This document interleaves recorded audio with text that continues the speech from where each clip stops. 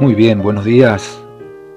Estamos en Fundamentos de la Sabiduría Hiperbórea, en su segunda parte, volumen 1, el inciso Elviria perdido y el hecho cultural. Y lo que vamos a leer hoy es el artículo G, concepto arquetípico de edad. Dice: contrariamente al criterio moderno, el concepto que disponían los antiguos sobre los períodos históricos no comenzaba por el hombre, sino por Dios. Por supuesto, en tanto se concebía a la historia como una sucesión cíclica de eras que nacían y morían, a semejanza de los ciclos vitales de la naturaleza. No un Dios, sino una multitud de dioses coexistían, pacíficamente o no, en el cielo de la antigüedad. En verdad, había un Dios para cada era, es decir, uno que predominaba sobre las restantes deidades y era capaz de ejercer irresistiblemente su poder sobre el mundo y los hombres. El período mayor era la edad o el yuga, que comprendía varias eras o etapas humanas de características específicas, y naturalmente estaba presidida en toda su extensión cronológica por un Dios superior cuya influencia, también cíclica, comenzaba y terminaba junto con la edad en cuestión. La duración de una edad correspondía a la manifestación de un Dios. Cuando llegaba al final de tal período, el Dios se retiraba, no sin antes sostener una dura lucha con la deidad sucesora, cesando desde entonces su influencia. Hoy en día es común la opinión de que los dioses mueren cuando acaba su era de predominio, aduciéndose varias razones para justificar la caída de la deidad.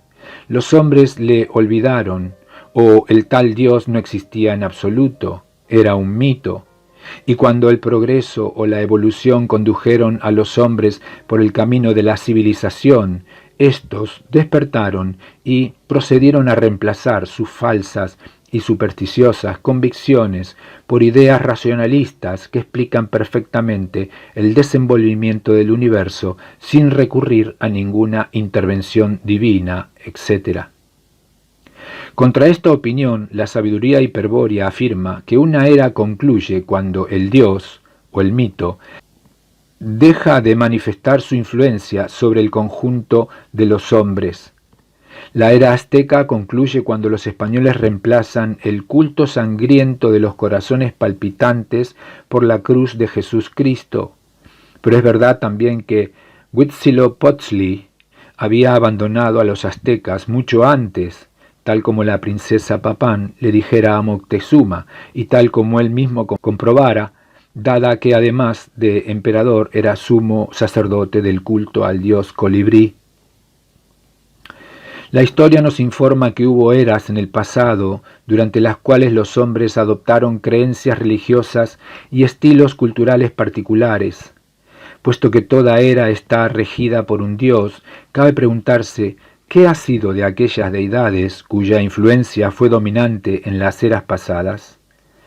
La respuesta no es difícil, pues la historia también nos da noticias sobre tal cuestión.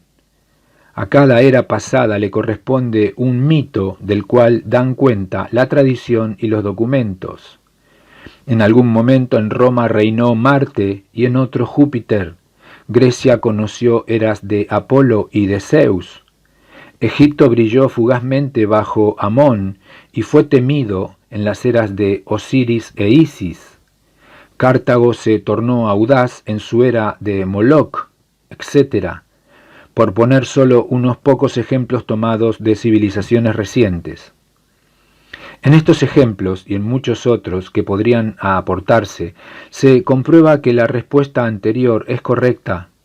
Sabemos del Dios de una era pasada por los mitos y leyendas que han llegado hasta nuestros días. Hasta aquí la respuesta que da la historia. Nosotros agregaremos lo siguiente, y esto hay que afirmarlo. Los mitos son efectivamente la expresión actual de los antiguos dioses desvalorizados. Pero estos mitos, ¿qué relación guardan con los mitos interiores que estudiamos en la primera parte? Con esos símbolos arquetípicos que representaban al Dios del ente?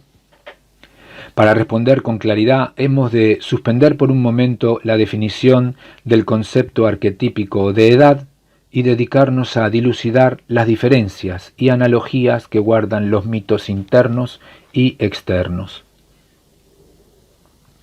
En el mundo del demiurgo, es decir, en el macrocosmos, todo ente concreto está sostenido por uno o más arquetipos universales. Pero el ente, percibido por el Pasú, no es más que un momento del proceso con que los arquetipos se despliegan en la materia intentando alcanzar la entelequia, su finalidad universal. Mas aunque del ente solo se haya captado una imagen fugaz, ello basta para que su designio se revele a la razón y ésta conforme un esquema acorde con la suprafinalidad. La vivencia de tal esquema, experimentada por el sujeto cultural sobre la estructura cultural, ha de permitir la producción de una representación racional o consciente del ente, según se vio en la primera parte. La representación consciente es una idea del ente aprehensible por el sujeto consciente como imagen y significado. Tal significado ideal, por proceder la representación de un esquema notado en el contexto de un lenguaje, es una proposición conceptual.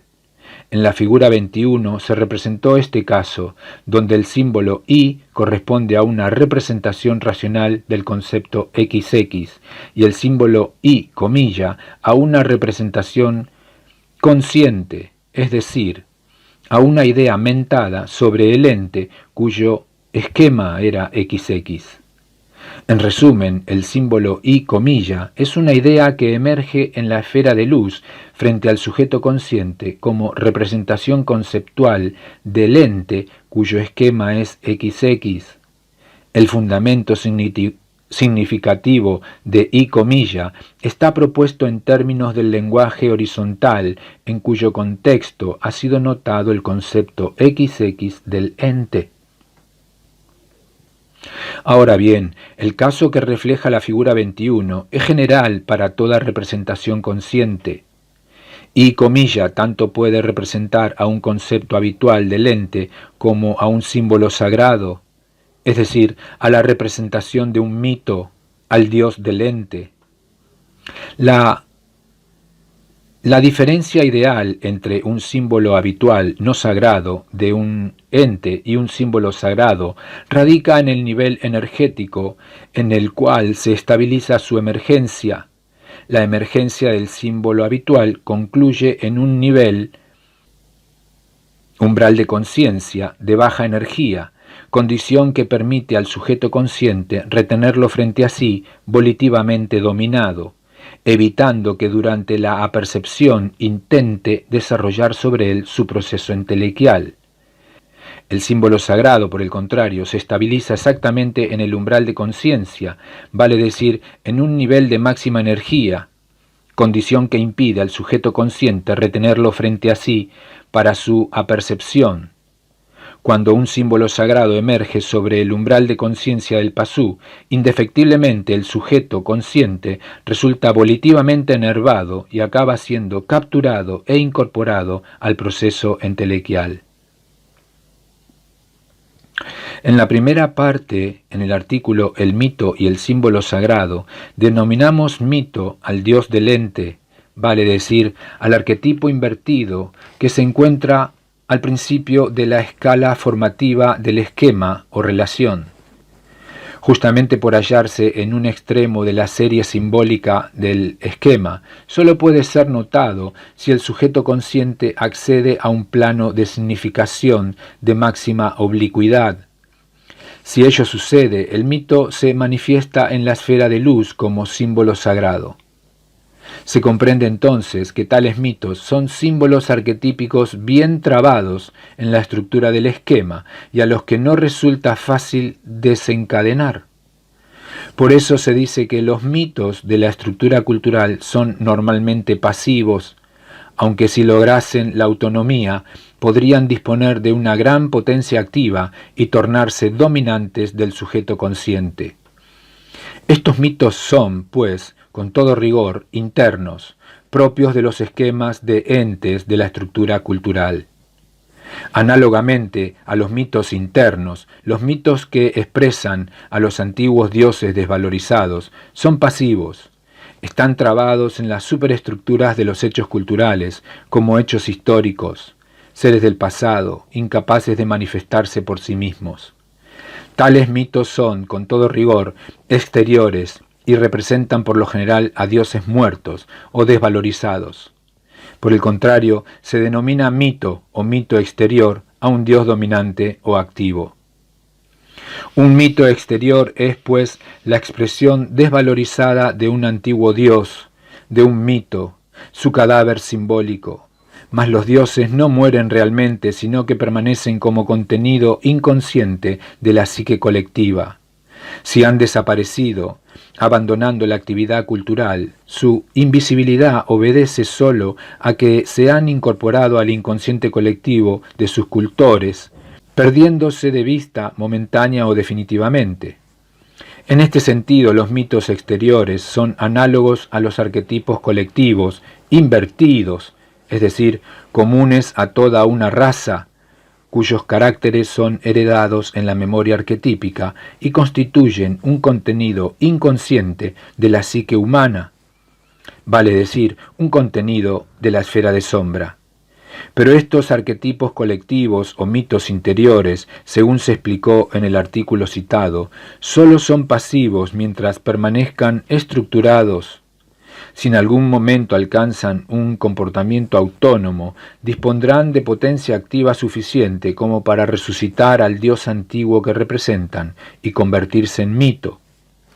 Tal resurrección puede ser interior o exterior. En el primer caso ya estudiamos de qué manera el símbolo sagrado intenta fagocitar al sujeto consciente y tomar el control del microcosmos. En el segundo caso, que la resurrección del Dios se exprese mediante un mito exterior, ello podrá ocurrir por dos causas. En primer lugar, que el símbolo sagrado sea expresado exteriormente mediante un signo que sea dado a conocer culturalmente a una comunidad y que ésta sea huésped de su actividad psicoidea.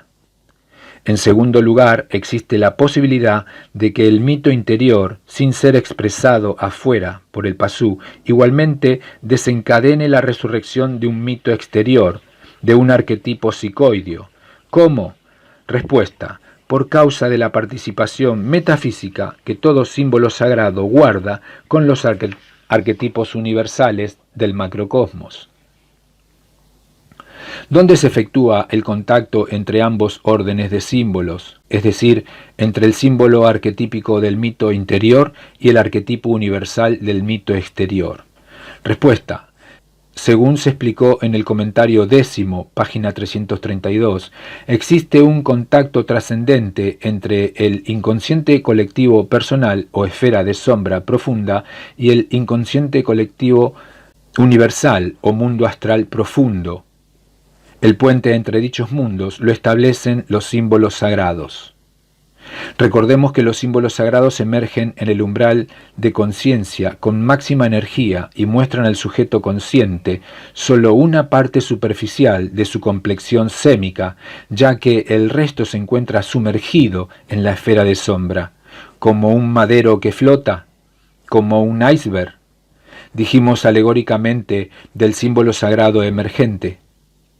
Pues bien, es en la parte sumergida del símbolo sagrado, en una región invisible para la mirada del sujeto consciente en presente extensivo, a donde se efectúa el contacto trascendente. La esfera de sombra se conecta con el mundo astral por causa del símbolo sagrado y, debido a la esencia arquetípica de éste, tal conexión se extiende al plano arquetípico. Tras el símbolo sagrado del mito interior, se encuentra efectivamente el arquetipo universal, el mito, pronto a desplegarse de manera psicoidea sobre las superestructuras que incluyen a un universo de objetos culturales y a los hombres, pasúes o virias perdidos, bajo su forma cultural. Por eso la revelación cultural del símbolo sagrado, mediante la proyección de un signo representativo, es capaz de ocasionar el desenlace de un arquetipo psicoideo, de un manú, de un mito activo, cuyo proceso dará lugar a toda suerte de dramas colectivos, desde una edad histórica de gran duración en el tiempo trascendente y compleja trama, hasta breves comedias menores tales como el regicidio, la usurpación del poder, la traición, el triángulo amoroso, etc., cuyos argumentos son por todos conocidos. Es pues por un contacto trascendente que ocurre en el inconsciente profundo del hombre, en la esfera de sombra, más allá del umbral de conciencia, que se efectúa la nivelación energética o igualación sémica que hace de un mito, es decir, el acto por el cual un símbolo pasivo, el mito, se transforma en un ser dominante, el mito, que se alimenta con energía sustraída de la psique colectiva. En resumen, los mitos están siempre presentes en todos los pueblos y en todas las circunstancias. Su pasividad no significa que hayan muerto, pues podrían resucitar y tornarse nuevamente dioses, como de hecho ha ocurrido muchas veces, según a la conveniencia del demiurgo, ya que los dioses son, como ya se habrá notado, expresiones de sus arquetipos psicoideos. No entramos a detallar el plan del demiurgo y a explicar la necesidad que tiene él de proyectar arquetipos manú sobre la humanidad para dirigir la evolución de la vida y de la forma. Solo agregaremos que un manú, la idea de una raza, es el arquetipo colectivo psicoideo dominante, el dios de una edad. Pero un manú, conviene no olvidarlo nunca, es un desdoblamiento del propio demiurgo, una apariencia divina carente de individualidad. Si parece un dios es porque el período de su desenvolvimiento es demasiado extenso para que sea apreciable por un espíritu encarnado, encadenado a un período vital incompatiblemente corto. Por último, un manú se despliega en una jerarquía de entes intermediarios, quienes reciben la misión de llevar adelante ciertas partes del plan. Estos entes, junto con algunos miembros de la evolución débica y los pasúes evolucionados o adeptos, integran la jerarquía blanca de los siddhas traidores.